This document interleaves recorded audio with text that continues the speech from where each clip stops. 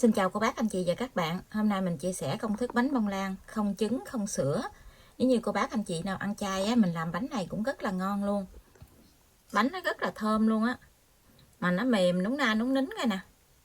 Nhìn cái bánh gì ai nghĩ là không có trứng đâu. Cô bác anh chị và các bạn xem thấy thích thì mình cùng làm nha. Thành phần nguyên liệu ở đây thì mình có 130g bột mì số 8, 40g bột hạnh nhân, 130ml sữa hạnh nhân không đường, 40g dầu ăn, 80g đường, 3g bột baking powder, thêm một ít hạnh nhân sắc lát. Tí nữa mình để lên trên mặt bánh á. Thành phần nguyên liệu thì mình sẽ để bên dưới video trong phần mô tả để cho cô bác anh chị dễ chuẩn bị nha. Mình sẽ cho vào tô 130ml sữa hạnh nhân, 80g đường cát, 40ml dầu ăn. Mình đánh cho cái đường này nó tan ra. Cô bác anh chị mình đánh cho cái đường này nó tan ra hết, không có thấy cái phần dầu ăn nó nổi lên trên mặt sữa nữa là được nha. Tiếp theo thì mình sẽ gây 130g bột mì số 8 vô,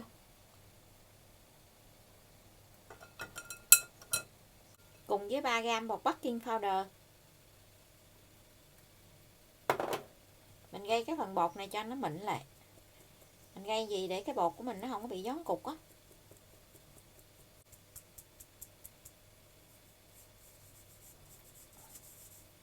Mình trộn tất cả cái hỗn hợp này lại. Mình trộn khi nào mình thấy không còn bột khô nữa là được. Mình trộn mình thấy hết bột khô rồi. Bây giờ thì mình sẽ cho 40g bột hạnh nhân vô. Cô bác không có mua cái bột hạnh nhân á thì mình mua cái hạnh nhân hột có rồi về mình xay nhuyễn ra cũng được nha. Mình trộn tất cả cái hỗn hợp này cho nó đều lại. Mình trộn mình thấy đều rồi thì mình sẽ cho vào khuôn để nướng luôn. Công thức này thì mình sẽ dùng cái khuôn tròn 15. Khuôn này là khuôn đáy gời. Mình lót miếng giấy nến ở bên dưới cái khuôn. Ở xung quanh thì mình không có thoa dầu ăn hay là lót giấy gì hết. Mình để cho cái bánh mình nó leo lên trên thành khuôn á.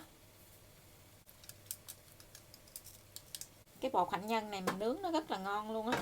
Ở trên mặt bánh thì cô bác anh chị cho một lớp hạnh nhân sắc lát lên. Xong rồi mình cho vào trong lò để nướng luôn nha. Lò nướng thì mình đã làm nóng trước 10 phút rồi. Lò nhà mình có 3 ngăn. Mình để nướng ngăn thứ 3, tức là ngăn dưới của lò.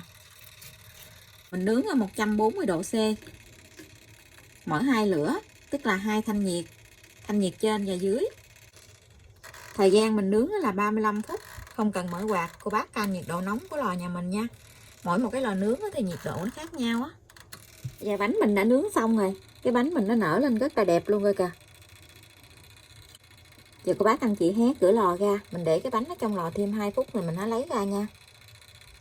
Quá chừng thơm luôn cái bánh rồi nè. Giờ mình lấy cái bánh ra ngoài. Cái bánh của mình nó nở lên coi nè. Lấy cái bánh ra ngoài, cô bác anh chị dùng cái dĩ lưới á, mình lật úp cái bánh lại.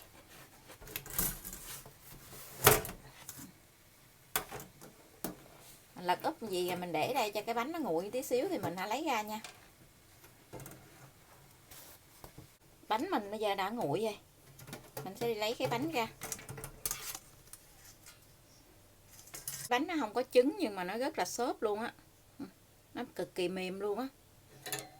Giờ mình sẽ lấy cái dao á, mình gọt cái bánh ra. Đặt lên trên cái lon nhỏ gì nè, mình lấy cái bánh ra cho nó dễ. Trời ơi, ngon ghê chưa coi nè.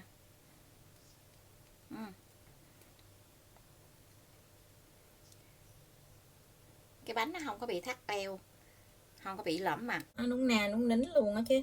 Coi nè, ngon ghê chưa. Mình cắt ra cho cô bác anh chị xem nha.